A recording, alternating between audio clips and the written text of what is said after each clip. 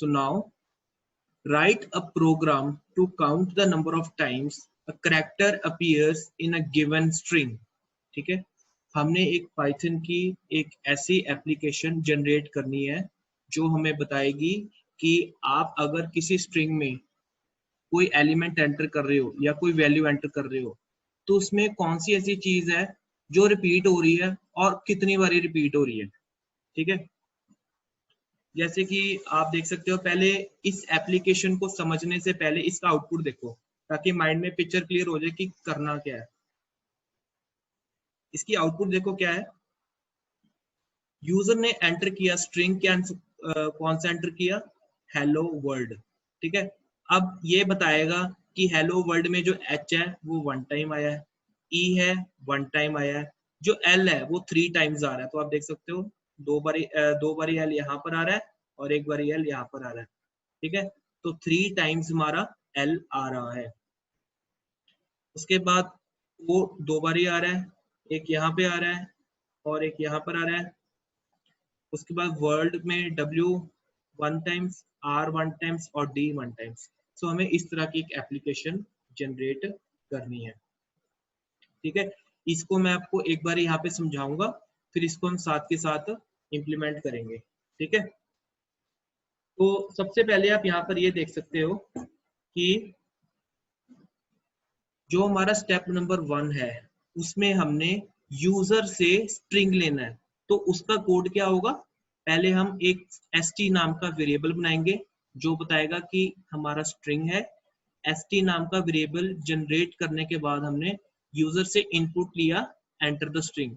अब यहाँ पर इंट और इंट फंक्शन यूज नहीं करना, फ्लोट भी नहीं करना, क्योंकि हम इंटीजर वैल्यू नहीं ले रहे, हम स्ट्रिंग वैल्यू ले रहे हैं। ठीक है, उसके बाद हमने जो कोड लिखा dic equal to empty curly braces, इससे क्या होगा कि एक हमारी एम्प्टी डिक्शनरी क्रिएट हो जाएगी। आप यहाँ पे देख सकते हो कि यहाँ पे कमेंट भी लिखा हुआ साथ में कि इस कोड का मतलब है it creates an empty dictionary. तो it is better to write code comment with the code. अब क्योंकि एक स्ट्रिंग बार बार चेक हो रही है, ठीक है, मैंने आपको बताया था कभी भी प्रोग्रामिंग में, ठीक है, कोडिंग में कोई भी चीज अगर बार बार हो रही है, ये किसी चीज को बार बार असेस किया जा रहा है, या रिपीट हो रही है या बार बार उसको असेस किया जा रहा है, मतलब कि वहां पे बार बार हमारा कंट्रोल जा रहा है, पाइथन का कंट्रोल उसके ऊपर बार बार जा रहा है, तो उस केस में हम लूप्स यूज करते हैं और सबसे फेमस लूप है फॉर लूप। ठीक है, अब क्या है, इस कोड को समझो। यहां पर क्या हो रहा है, स्ट्रिंग में जो भी वैल्यू है, आपने जो यहाँ पर वैल्यू डाली है वो एक एक करके इसमें आएगी। देखो जो चीज इधर है ना वो यहां से एक एक करके इसमें आएगी, तब तक आएगी जब तक इसकी लास्ट वैल्यू रीच ना हो जाए। ठीक है, मतलब st में आपने अगर हेलो वर्ल्ड डाला है तो हेलो का पहले ch के अंदर आएगा, फिर ech के अंदर आएगा, फिर जब ये सब चल पड़ेगा फिर lch के अंदर जाएगा, फिर ये कोड चलेगा, फिर दोबारा l आएगा, और ये तब तक चलता रहेगा जब तक इसकी लास्ट वैल्यू इसके अंदर ना आ जाए। ठीक है, तो दैट मीन्स कि इसमें जो भी चीज पड़ी है वो एक एक करके ch में आती रहेगी और चेक होती रहेगी। और यहाँ पर आप देख सकते हो इंडेंटेशन से कि ये वाले जो इफ पार्ट है और ये वाला जो एल्स पार्ट है वो इसके अंदर चला जाएगा। ठीक है,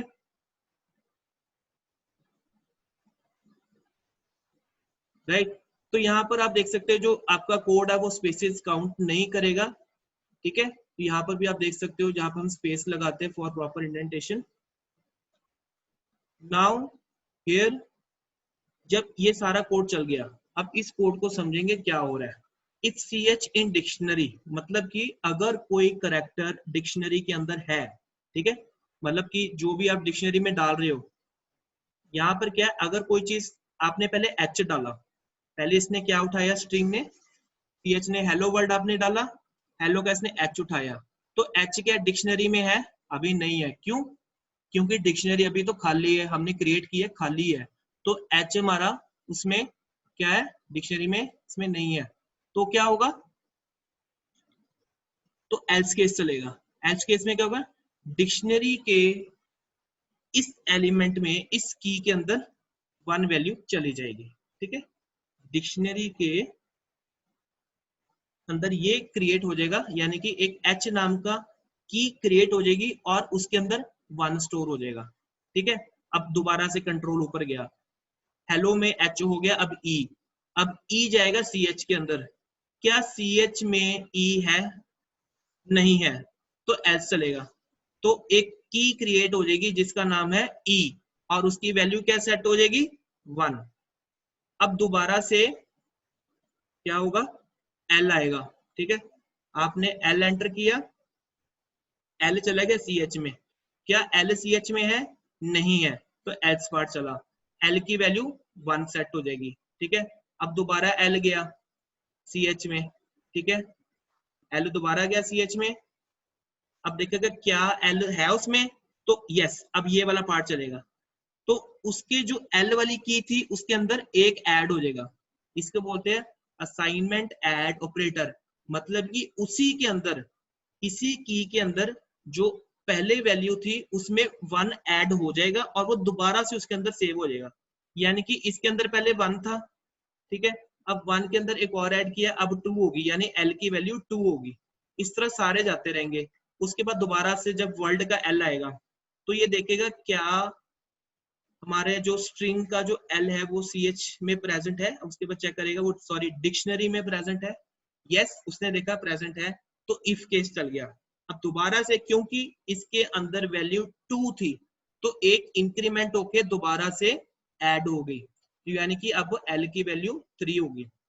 ठीक है, इस तरह से हमारा जो है कोड चलेगा, राइट। अब मैं आपको इसको एग्जीक्यूट करके दिखाता हूँ।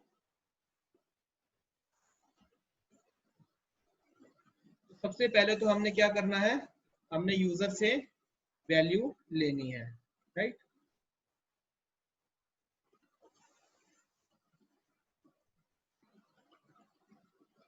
हम स्ट्रिंग नाम का एक वेरिएबल बनाएंगे। ठीक है, अब पहले यूजर से इनपुट लेंगे।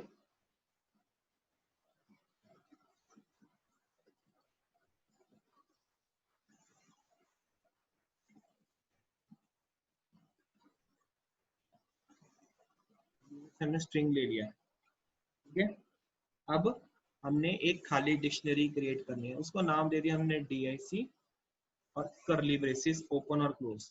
तो खाली डिक्शनरी हमारी क्रिएट हो गई है। अब हमने एक एक करके इसके अंदर वैल्यू लेनी है। ठीक है,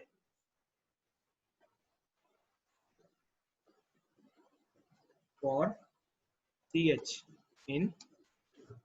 ठीक है, अब हमने इसमें से वैल्यू एक एक करके उठा के इस वेरिएबल में डालनी है। ठीक है, अब क्या जो हमारा करेक्टर नाम, यानी कि शॉर्ट फॉर्म है करेक्टर में, क्या हमारा पहला जो एलिमेंट है यानी कि एच, हम हेलो वर्ड डालेंगे कोई भी, हम फॉर इंस्टेंस एच ले रहे हैं, हेलो। ठीक है, तो क्या हेलो वर्ड का एच क्या हमारे डिक्शनरी में प्रेजेंट है? नहीं है, क्योंकि अभी डिक्शनरी खाली है। ch in dictionary. ठीक है, अगर तो है तो क्या होगा, डिक्शनरी के ch की में क्या वैल्यू सेट हो जाए? 1। नहीं तो क्या हो, नहीं तो क्या होगा, इसी के इंडेक्स में जो वैल्यू होगी, यानी कि अगर वो रिपीट कर रहा है प्लस इक्वल टू 1। ठीक है, यहाँ पर हमने एक चीज मिस्टेक कर दी है, यहाँ पर प्लस आना था क्योंकि एलिमेंट एग्जिस्ट करता है, अगर नहीं करता तो वो 1 ही सेट हो। ठीक है, क्योंकि इसका कोड का मतलब क्या है कि अगर जो करेक्टर आया हमारे पास स्ट्रिंग में से ch नाम के वेरिएबल में, अगर वो एग्जिस्ट करता है डिक्शनरी में, तो उसकी की वैल्यू में जो भी वैल्यू थी उसके अंदर 1 ऐड हो जाए। यानी कि ये जो चीज है, ये वाला इफ कोड, ये रेपिटेशन के केस में एग्जीक्यूट होगा। ठीक है, अब ये चीज होगी हमारी। अब इसमें क्या है, हमारे पास ये कोड हो गया। ठीक है, अब हम क्या करेंगे, अपनी डिक्शनरी को प्रिंट करके देखेंगे।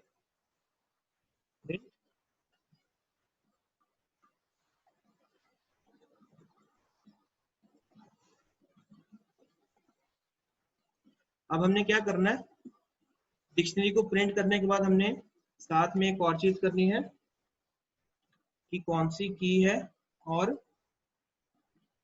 उसके अंदर कौन सी हमारी डिक्शनरी की जो वैल्यू है। अब वैल्यू कैसे आएगी,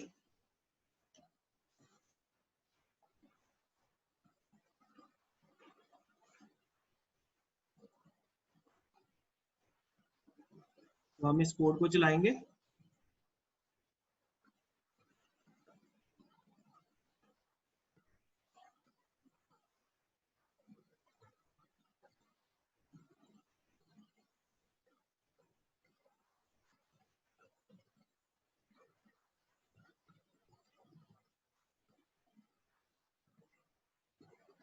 हाँ जी, यहाँ पर हमारे पास एक एरर आ रहा है। अच्छा, इसको हमने इन्वर्टेड कॉमर्स में डालना है।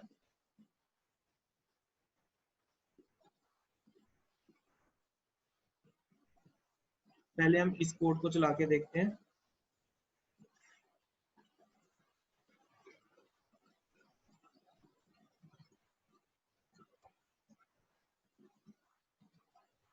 तो आप देख सकते हो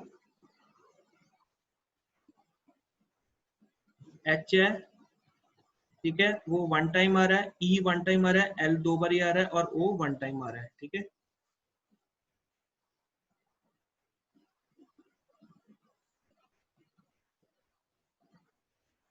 दूसरी स्ट्रिंग लेंगे,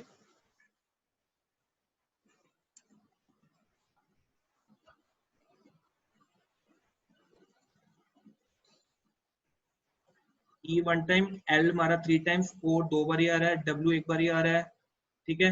और इसके बाद हमारा डब्ल्यू एक बार आ रहा है यहाँ पर। What we need to do, अब हम इस तरह से प्रिंट करवाएंगे। यहाँ पर हमें एक चीज की थोड़ी प्रॉब्लम आ रही है, उसको सॉर्ट करने के लिए हम लास्ट में एक फॉर लूप भी लगाएंगे, ठीक है।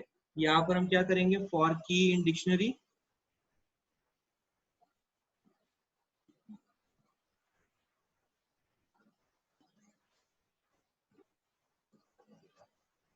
जो भी मतलब वैल्यू डिक्शनरी के अंदर है वो वन वन करके की के अंदर जाएगी। फिर हमने क्या करानी है, प्रिंट करवानी है की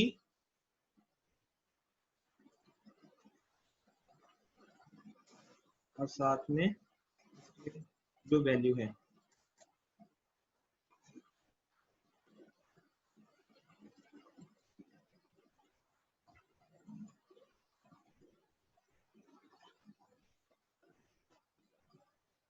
तो here you can see that कि यहाँ पर जो हमारे करेक्टर्स हैं वो यहाँ पर हमारे पास शो हो रहे हैं, ठीक है, कि कौन सी चीज कितनी बारी रिपीट हो रही है, राइट। अब यहाँ पर क्योंकि मैंने गलती से एल तीन बारी डाल दिया तो यहाँ पे एल फोर आ रहा है, तीन ये एल और एक ये वाला एल, ठीक है। अब इसमें एक चीज और, एक चीज मैं आपको और बताऊं।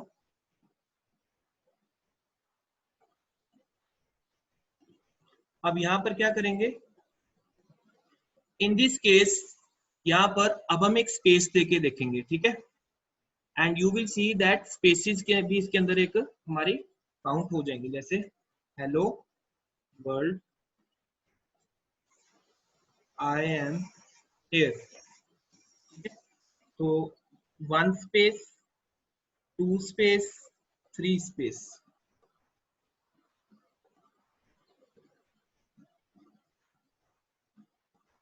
तो आप देख सकते हो स्पेस की जगह यहाँ पर खाली आ रहा है, ठीक है।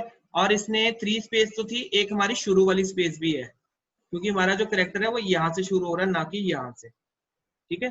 तो ये चीज आपने अपने दिमाग में रखनी है। Okay, very good question. अब हम एक बारी क्या करते हैं, एक चीज को हम कैपिटल में प्रिंट करते हैं, एक को हम स्मॉल में करते हैं। Enter the string. अब जैसे हमने क्या लिखा, एक एच ये हो गया, ई एक कैपिटल एल एक स्मॉल एल, ओ स्पेस डब्ल्यू ओ आर, अब एक कैपिटल एल और डी। अब देखते हैं, अब यहाँ पर हमारे पास क्या है, जो एल है यहाँ पर एक कैपिटल है, यहाँ कैपिटल है, यहाँ पे स्मॉल है। तो देखते हैं क्या होता है। तो here you can see that कि कैपिटल एल और स्मॉल एल को ये इंडिविजुअली ट्रीट कर रहा है, ठीक है। इसी से हमें पता लगता है कि जो हमारी पाइथन है वो एक केस सेंसिटिव लैंग्वेज है, right. I will make you understand this code once again. सबसे पहले क्या हो रहा है, हम चाहते क्या है, हम ये चाहते हैं कि जो हमारा कोड है, हम जो भी स्ट्रिंग एंटर कर रहे हैं, तो वो एक खाली डिक्शनरी में सेव होके हमें ये बताए कि कौन सी चीज, यानी कि कौन सा करैक्टर इंक्लूडिंग स्पेस कितनी बारी रिपीट हो रहा है। ठीक है, एक तो वो सारे एलिमेंट्स अकेले अकेले करके प्रिंट हो जाए, और कौन सा एलिमेंट कितनी बारी प्रिंट हो रहा है। तो सबसे पहले हमने क्या किया, यहाँ पे हमने एक स्ट्रिंग नाम का वेरिएबल बनाया, st नाम का एक वेरिएबल हमने क्रिएट किया। ठीक है, अब st नाम का एक वेरिएबल क्रिएट किया। अब हमने क्या किया, यूजर से इनपुट ली, यूजर ने जो भी इनपुट की वो st में सेव हो गई। ठीक है, अब st के अंदर वो सेव हो गई। अब क्या हुआ, यहाँ पर हमने एक डिक्शनरी, अब देखो इसको मैं आपको यहाँ पे समझाता हूँ साथ के साथ। st में जो भी यूजर ने एंटर किया, यूजर ने एंटर किया हेलो वर्ल्ड।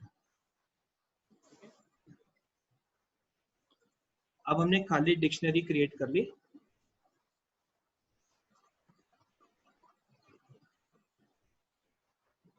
इसको नाम में दे दिया। ठीक है, अब हम क्या करेंगे, अब एक ch नाम का वेरिएबल बनाया है, character, ch stand for character.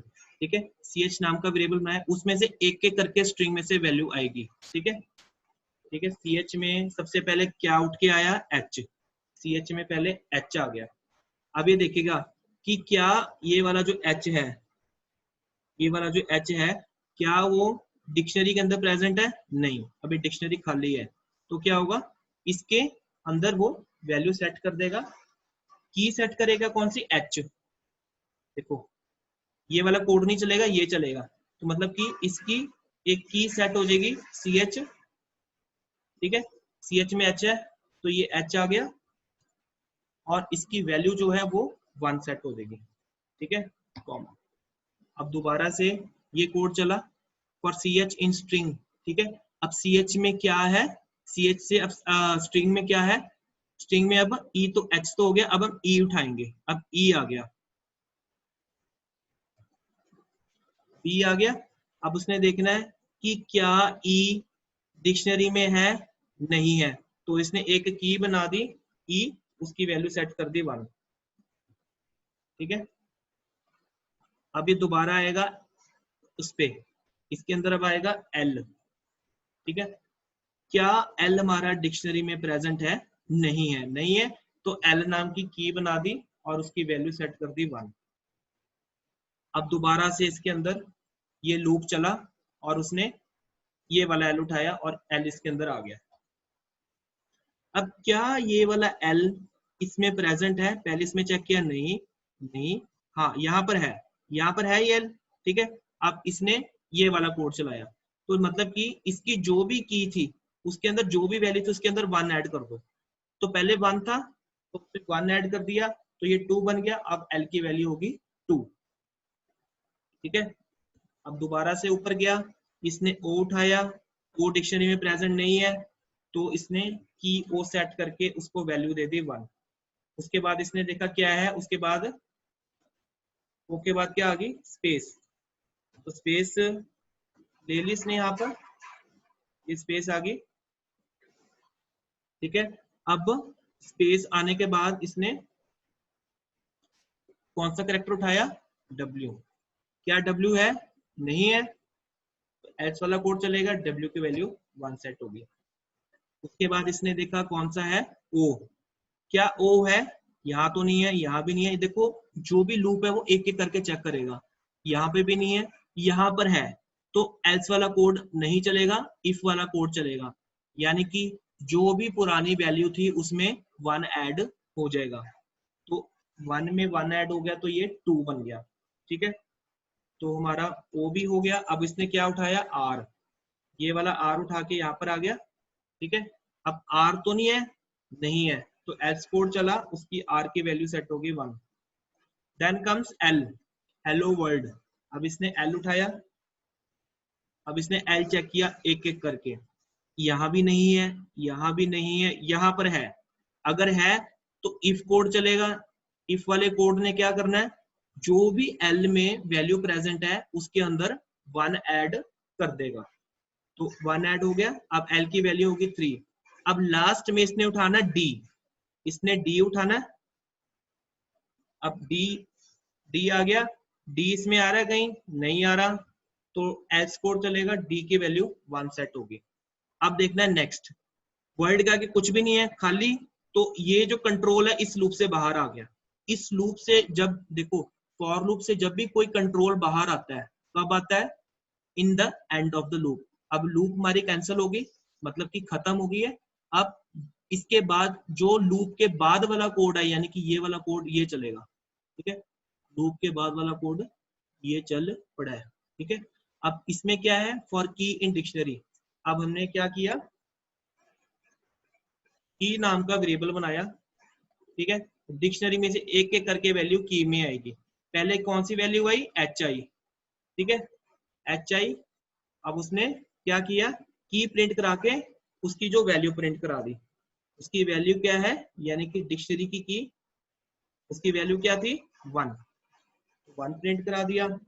इसी तरह ई में भी 1 प्रिंट करवा दिया, ठीक है।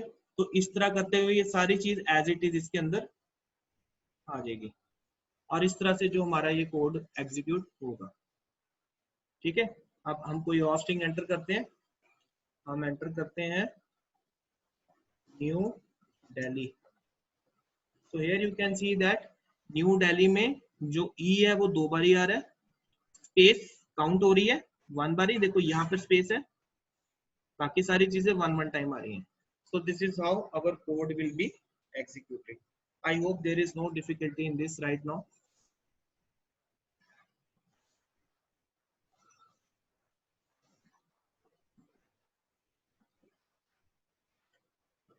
Now coming to the next point,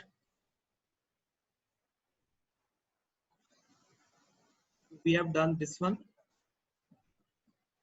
This we have done day before yesterday. Okay. Now we come to the end of the chapter. So before going to the end of this chapter, I would like to read the summary of this chapter. Lists are mutable sequences in Python. That is, we can change the element of the list. देखो, mutable एक technical term है जिसका मतलब ये है कि आप changes कर सकते हो. That you can modify. List में आप changes कर सकते हो. Elements of a list are put in square brackets separated by comma. List के अंदर जो भी elements है वो हमेशा square brackets में आते हैं, ठीक है। तो ध्यान रखना है, लिस्ट में स्क्वायर ब्रैकेट आते हैं और डिक्शनरी में curly braces. List indexing is same as that of list and starts at 0। तो ये क्वेश्चन आया था पेपर में कि लिस्ट की इंडेक्सिंग कौन से इंडेक्स से स्टार्ट होती है, 0 से। Two way indexing allows traversing the list in forward as well as backward direction. तो टू वे इंडेक्सिंग क्या होती है, अगर आपको याद होगा हमने माइनस भी लिखा था लिस्ट के इंडेक्स में जब हम प्रिंट करवाते थे, तो वो लास्ट से वैल्यूज प्रिंट करनी शुरू करता था। Operator plus concatenates one list to the end of the other list. अगर आप एक लिस्ट को दूसरी लिस्ट के साथ कंकैटिनेट यानी कि ज्वाइन करना चाहते हो तो you have to use the plus operator. तो हमने ये अभी एक फंक्शन में जब पिछले टेबल्स में किया था, एक फंक्शन में हमने प्लस ऑपरेटर यूज करके 2 लिस्ट्स को ज्वाइन किया था। ऑपरेटर मल्टीप्लाई यानी asterisk repeats the content of a list by specified number of times, ठीक है। अगर आप लिस्ट मल्टीप्लाई बाय 2 कर दो, मान लो कि प्रिंट हेलो वर्ल्ड लिखा है, ठीक है, ठीक है, print hello world multiply by 2, तो उस जो लिस्ट में जो भी कंटेंट है वो 2 बार ही रिपीट हो जाएगा। मेंबरशिप हमेशा इन होता है। मेंबरशिप का मतलब होता है कि क्या वो उसमें प्रेजेंट है। देखो, इसको अगर आप रियल लाइफ से रिलेट करो, मेंबरशिप आपको पता होगा कि जैसे क्लब्स में मेंबरशिप होती है, ठीक है। तो उसी तरह अगर एक एलिमेंट लिस्ट का मेंबर है तो वो रिटर्न करेगा वैल्यू ट्रू अगर वो उसमें प्रेजेंट है, नहीं तो वो करेगा रिटर्न फॉल्स। उसी तरह हमारे पास नॉट इन होता है। नॉट इन बताता है कि क्या वो एलिमेंट प्रेजेंट उसमें है कि नहीं है।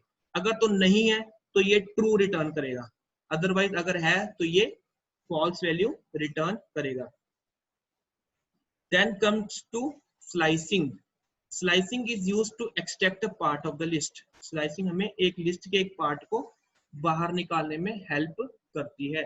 जैसे हमारे पास एक लिस्ट है, उसमें एलिमेंट्स हैं 1 2 3 4 5 6, ठीक है। तो अगर उसमें से मुझे 3 4 5 निकालना है तो आप स्लाइसिंग के साथ उसको कर सकते हो। उसमें अगर आपको याद होगा, हम उसके अंदर आर्गुमेंट्स देते थे, जिसमें पहला आर्गुमेंट क्या होता है, फर्स्ट इंडेक्स, दूसरा इंडेक्स होता है, दूसरा आर्गुमेंट होता है लास्ट इंडेक्स, तीसरा आर्गुमेंट होता है स्टेप साइज कि कितना कितना आगे बढ़ना है। अगर तो आप फर्स्ट आर्गुमेंट नहीं दे रहे तो वो 0 से उठाएगा, अगर आप सेकंड आर्गुमेंट नहीं दे रहे तो वो लास्ट तक जाएगा, अगर आप थर्ड स्टेप यानी कि स्टेप साइज नहीं बता रहे तो वो 1 स्टेप आगे जाएगा। So you should keep this thing in mind. There are many list manipulation methods. Few are length, ये हमें बताएगा कि लिस्ट की लेंथ क्या है। लिस्ट, ठीक है, ये एक एम्प्टी लिस्ट क्रिएट करेगा, उसके बाद अपेंड, एक लिस्ट के एंड में दूसरी लिस्ट ऐड करेगा, एक्सटेंड, लास्ट में एलिमेंट ऐड करेगा, इंसर्ट से आप बीच में एलिमेंट एंटर कर सकते हो, काउंट से आप काउंट कर सकते हो कितने एलिमेंट्स है, फाइंड से आप देख सकते हो कि कौन सा एलिमेंट आपने प्रेजेंस में देखना है, फाइंड करके अगर तो वो प्रेजेंट है तो इट विल रिटर्न ट्रू, ठीक है। रिमूव से आप कोई भी एलिमेंट को रिमूव कर सकते हो by the name of element itself, और पॉप में आप किसी एलिमेंट को रिमूव कर सकते हो उसके इंडेक्स के थ्रू। रिवर्स से आप लिस्ट के ऑर्डर को रिवर्स करते हो। उसके बाद आ गया सॉर्ट।